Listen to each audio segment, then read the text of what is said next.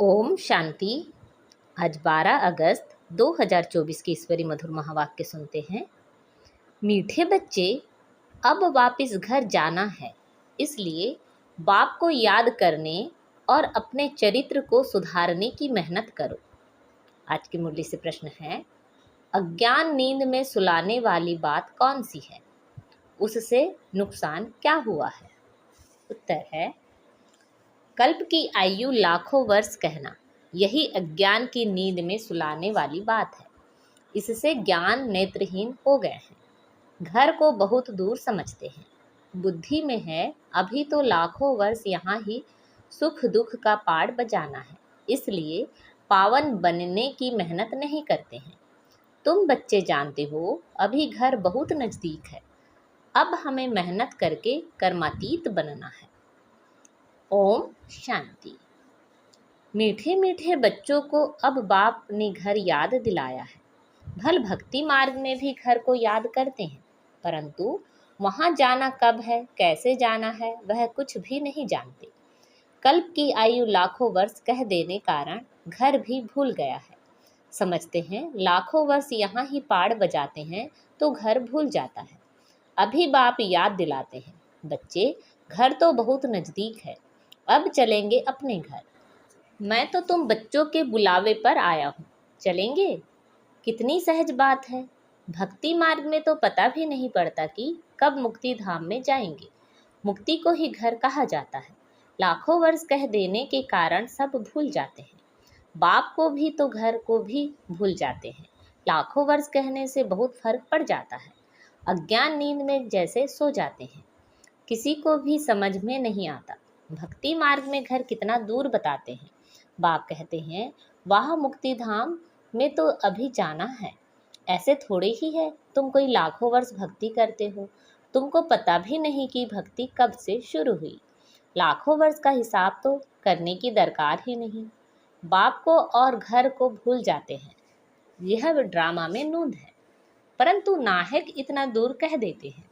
अब बाप कहते हैं, बच्चे घर तो बहुत नज़दीक है, अब मैं आया हूँ तुमको ले चलने।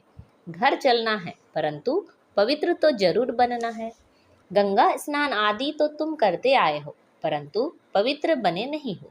अगर पवित्र बनते तो घर चले जाते, परंतु घर का भी पता नहीं तो पवित्रता का भी पता नहीं। आधा कल्प से भक्ति की है तो भक्ति को छोड़ते ही नहीं। अब बाप कहते हैं भक्ति पूरी होती है। भक्ति में तो अपरंपार दुख रहता है। ऐसे नहीं कि तुम बच्चों ने लाखों वर्ष दुख देखा है। लाखों वर्ष की तो बात ही नहीं।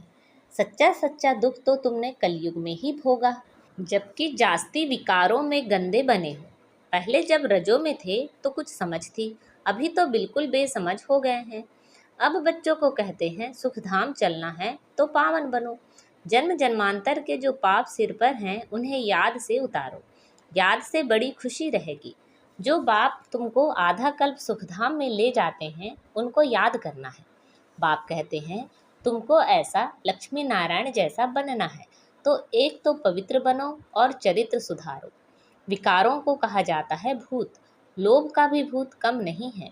यह भूत बहुत अशुद्ध है, मनुष्य को एकदम गंदा बना देता है। लोभ भी बहुत पाप कराता है। 5 विकार बहुत कड़े भूत हैं, इन सब को छोड़ना है। लोभ को छोड़ना भी ऐसा मुश्किल है जैसे काम को छोड़ना मुश्किल है। मोह को छोड़ना भी इतना मुश्किल हो जाता है जितना काम को छोड़ना। छोड़ते ही नहीं। सारी आयु बाप समझाते आए हैं तो भी मोह की रग जुटी हुई रहती है। क्रोध भी मुश्किल छूटता है। कहते हैं बच्चों पर क्रोध आता है, नाम तो क्रोध का लेते हैं ना। कोई भी भूत ना आए, उन पर विजय पानी है। बाप कहते हैं जब तक मैं हूँ तब तक तुम पुरुषार्थ करते रहो। बाप कितना वर्ष रहेंगे? बाप इतने वर्षों से बैठ समझाते हैं, अच्छा ही टाइम देते हैं। सृष्टि चक्र को जानना तो बहुत सहज है। 7 दिन में सारा ज्ञान बुद्धि में आ जाता है। बाकी जन्म जन्मांतर के पाप कटने में देरी लगती है। यही मुश्किलात हैं, उसके लिए बाबा टाइम देते हैं। माया का अपोजिशन बहुत होता है, एकदम भुला देती है।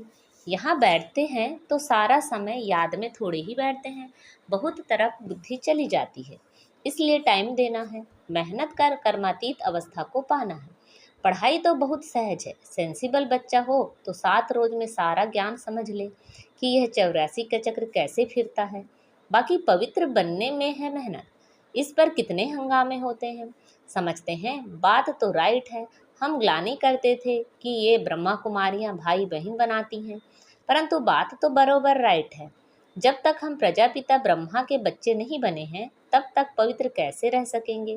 क्रिमिनल आई से सिविल आई कैसे बन सकती है। यह युक्ति बड़ी अच्छी है। हम ब्रह्मा कुमार कुमारियां हैं तो भाई बहन हो गए, इसमें बड़ी मदद मिलती है सिविल आई बनाने में। ब्रह्मा का कर्तव्य भी है ना, ब्रह्मा द्वारा देवी देवता धर्म की स्थापना अथवा मनुष्य को देवता बनाना। बाप आते ही हैं पुरुषोत्तम संगम युग पर, तो समझाने की कितनी मेहनत करनी पड़ती है। बाप का परिचय देने के लिए ही सेंटर्स खोले जाते हैं। बेहद के बाप से बेहद का वर्षा लेना है। भगवान तो है निराकार, श्री कृष्ण तो देहधारी है, उनको भगवान कह नहीं सकते। कहते भी हैं भगवान आकर भक्ति का फल देंगे, परंतु भगवान का परिचय नहीं है। कितना तुम समझाते हो फिर भी समझते नहीं। देहधारी तो पुनर्जन्म में आते हैं जरूर, अब उनसे वर्षा मिल ना सके। आत्माओं को एक परम पिता परमात्मा से वर्षा मिलता है, मनुष्य मनुष्य को जीवन मुक्ति दे ना सकें। यह वर्षा पाने के लिए तुम बच्चे पुरुषार्थ कर रहे हो। उस बाप को पाने के लिए तुम कितना भटकते थे। पहले तो सिर्फ एक शिव की पूजा करते थे और कोई तरफ जाते नहीं थे, वह भी अव्यभिचारी भक्ति। औरों के मंदिर आदि इतने नहीं थे, अभी तो ढेर चित्र हैं, मंदिर आदि बनाते हैं। भक्ति मार्ग में तुमको कितनी मेहनत करनी पड़ती है। तुम जानते हो शास्त्रों में कोई गति सदगति का रास्ता नहीं है, वह तो एक बाप ही बताते हैं। भक्ति मार्ग में कितने मंदिर बनाते रहते हैं, वास्तव में मंदिर सिर्फ होते हैं देवी देवताओं के, और कोई मनुष्य का मंदिर बनता नहीं, क्योंकि मनुष्य तो हैं पतित। पतित मनुष्य पावन देवताओं की पूजा करते हैं। भल हैं वह भी मनुष्य, परंतु उनमें दैवी गुण है। जिनमें दैवी गुण नहीं है वह उनकी पूजा करते हैं। तुम खुद ही पूज्य थे फिर पुजारी बने हो। मनुष्य की भक्ति करना यह 5 तत्वों की भक्ति करना है। शरीर तो 5 तत्वों का बना हुआ है। अब बच्चों को मुक्ति धाम में चलना है, जिसके लिए इतनी भक्ति की है। अब अपने साथ ले चलता हूँ, तुम सतयुग में चले जाएंगे। बाप आए ही हैं पतित दुनिया से पावन दुनिया में ले चलने। पावन दुनिया है ही दो, मुक्ति और जीवन मुक्ति। बाप कहते हैं मीठे मीठे बच्चों, मैं कल्प कल्प संगम युग पर आता हूँ। तुम भक्ति मार्ग में कितने दुख उठाते हो। गीत भी है ना, चारों तरफ लगाए फेरे, दूर रहे किससे, बाप से। बाप को ढूंढने के लिए जन्म बाई जन्म फेरे लगाए, परंतु फिर भी बाप से दूर रहे, इसलिए बुलाते हैं हे पतित पावन आओ, आकर पावन बनाओ। बाप के सिवाय और कोई बना ना सके, तो यह खेल ही 5000 वर्ष का है। ड्रामा अनुसार हर एक पुरुषार्थ करते हैं, जिस प्रकार कल्प पहले किया है उस अनुसार ही राजधानी की स्थापना हो रही है। सब एक जैसा तो नहीं पढ़ेंगे, यह पाठशाला है ना। राजयोग की पढ़ाई है, जो देवी देवता धर्म के होंगे वह निकल आएंगे। मूल वतन में भी जो संख्या है वह एक्यूरेट होगी, कम जास्ती नहीं। नाटक में एक्टर्स का अंदाज बिल्कुल पूरा है, परंतु समझ नहीं सकते। जितने भी हैं उतने एक्यूरेट हैं, फिर भी वह आकर पाठ बजाएंगे। फिर तुम आते हो नई दुनिया में, बाकी सब वहाँ चले जाएंगे। अभी कोई गिनती करे तो कर सकते हैं। अभी बाप तुमको बहुत गूढ़े गूढ़े पॉइंट्स बताते हैं। शुरू की और अभी की समझाने में कितना फ़र्क है। पढ़ाई में टाइम लगता है, फट से कोई आईसीएस नहीं बन जाएगा। नंबरवार पढ़ाई होती है। बाप कितना सहज कर समझाते हैं, जो मनुष्यों की बुद्धि सहज बैठ सके। दिन प्रतिदिन नई नई पॉइंट समझाते रहते हैं। अब बाप कहते हैं मुझ पतित पावन बाप को बुलाया है, मैं आया हूँ तो तुम पावन बनो ना। अपने को आत्मा समझ माँ में कम याद करो तो तुम सतो प्रधान बन जाएंगे। फिर यहाँ आना पड़ेगा पाठ बजाने। बाप कहते हैं आत्मा पतित बनी है, इसलिए पतित पावन बाप को याद करते हैं। पावन बनने के लिए कितना वंडर है, इतनी छोटी सी आत्मा कितना पाठ बजाती है। इसको कुदरत कहा जाता है, उनको देखा नहीं जाता है। कोई कहते हैं हम परमात्मा का साक्षात्कार करें। बाप कहते हैं इतनी छोटी बिंदी का तुम साक्षात्कार क्या करेंगे। मैं जानने लायक हूँ, बाकी देखना तो मुश्किल है। आत्मा को यह सब कर्मेंद्रियां मिली हुई हैं पाठ बजाने के लिए। कितना पाठ बजाती हैं यह वंडर है। कभी भी आत्मा घिसती नहीं। यह है अविनाशी ड्रामा। यह अविनाशी बना बनाया है। कब बना यह पूछ नहीं सकते। इनको अनादि कहा जाता है। मनुष्यों से पूछो रावण को कब से जलाते आए हैं, शास्त्र कब से पढ़ते आए हो, तो कह देते हैं अनादि है, पता नहीं है, मूंझे हुए हैं ना। बाप बैठ समझाते हैं हूबहू जैसे बच्चों को पढ़ाते हैं। तुम जानते हो हम बिल्कुल बेसमझ थे, फिर बेहद की समझ आ गई है। वह होती है हद की पढ़ाई, यह है बेहद की। आधा कल्प है दिन, आधा कल्प है रात। 21 जन्म तुम रिंचक भी दुख नहीं पा सकते। कहते हैं ना, शल तुम्हारा बाल भी बांका ना हो, कोई दुख दे ना सके, नाम ही है सुख धाम। यहाँ तो सुख है नहीं। मूल बात है पवित्रता की। कैरेक्टर्स अच्छे चाहिए ना। बच्चों को हर बात क्लियर समझानी जाती है। नुकसान और फायदा होता है ना। अभी तो बाप कहते हैं फायदे की बात ही छूटी। अभी तो नुकसान ही नुकसान होने का है। विनाश का समय आ रहा है। उस समय देखना क्या क्या होता है। बरसात नहीं होती है तो अनाज की कितनी महंगाई हो जाती है।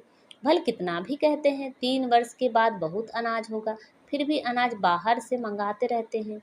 ऐसा समय आएगा जो एक दाना भी मिल नहीं सकेगा। इतनी आपदाएं आनी हैं। इनको ईश्वरी आपदाएं कहते हैं। बरसात नहीं पड़ी तो अकाल जरूर पड़ेगा। सभी तत्व आदि बिगड़ने वाले हैं। बहुत जगह तो बरसात नुकसान कर देती है। तुम बच्चे जानते हो बाप आदि सनातन देवी देवता धर्म की स्थापना कर रहे हैं। तुम्हारी एम ऑब्जेक्ट है यह। फिर से तुमको नर से नारायण बनाते हैं। यह बेहद का पाठ बेहद का बाप ही पढ़ाते हैं। जो जैसा पढ़ेगा ऐसा पद पाएगा। बाप तो पुरुषार्थ कराते हैं। पुरुषार्थ कम करेंगे तो पद भी कम पाएंगे। टीचर भी स्टूडेंट को समझाएंगे ना। दूसरे को जब आप समान बनाते हैं तब मालूम पड़ता है यह अच्छी रीति पढ़ते और पढ़ाते हैं। मूल है ही याद की यात्रा।